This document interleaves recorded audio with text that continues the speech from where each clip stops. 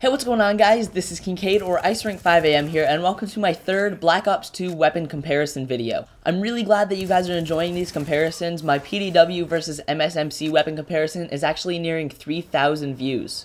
Anyway, the PDW will be featured once again in this video, but this time we're going to be comparing it to the Vector K10. Before we dive in, I want to let you guys know that you can click weapon guides to go check out more comparisons, and you can click IceRank5am to head over to my channel. So the PDW-57 and the Vector K10 are probably some of the most common rushing submachine guns in Black Ops 2. Since these guns are used for pretty much the same playstyle, it should be an interesting comparison. Let's move right on into it. So first of all, the Vector is unlocked at level 16 in multiplayer, which is very early on, and you'll unlock it quickly, but the PDW is unlocked by default at level 4. Next, the Vector has the upper hand on the PDW in fire rate at 900 rounds per minute, whereas the PDW's fire rate is 720 rounds per minute. This clip here exhibits the fire rates nicely, as I shot 36 bullets from both weapons, but the Vector finishes much sooner than the PDW. The next category is magazine size, and this is very important for rushing, and the PDW has a huge magazine of 50 or 65 with extended mags, while the Vector has a mag of 36 or 48 with extended mags, which is still a very good amount. Next, the Vector's got the PDW beat on reload time at 1.90 seconds loaded or 2.62 seconds unloaded, and the PDW's reload time is 2.59 seconds loaded or 3.19 seconds unloaded.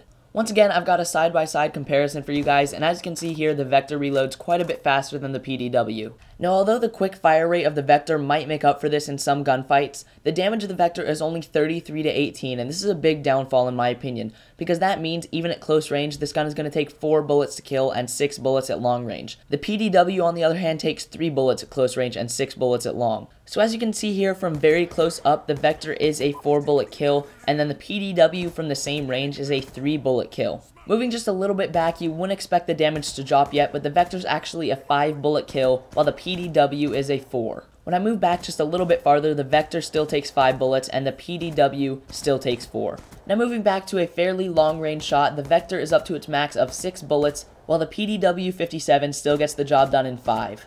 Only when we move even farther back will the PDW take 6 bullets to get the kill. Overall, the PDW's damage is very high at close range and drops at a reasonable rate, and the Vector's damage is low at close range and drops quickly. On screen now are the recoil patterns for both the Vector and the PDW-57, and as you can see, although the Vector spread is a little bit larger, it's vertical, and vertical recoil is easier to control. The PDW has a fairly tight bullet spread, but it's horizontal, and that's a little bit more difficult to control. Therefore, I would say that the Vector wins the accuracy category, but it's not by a large amount. Now on screen are some good attachment options for these weapons. The laser sight is useful on both weapons because you'll find a lot of close quarters engagements, and the laser sight really helps with your hip fire. The fast mag is good on the Vector because it makes its quick reload even quicker, and the extended mag is good on the PDW because it makes its large mag even larger. The stock is great on both weapons because it helps you strafe around corners and is a really good attachment for rushing. Lastly, the silencer is a great rushing attachment, so I'd throw it on the PDW, but I would actually recommend the long barrel instead of the silencer on the Vector because its range is so bad.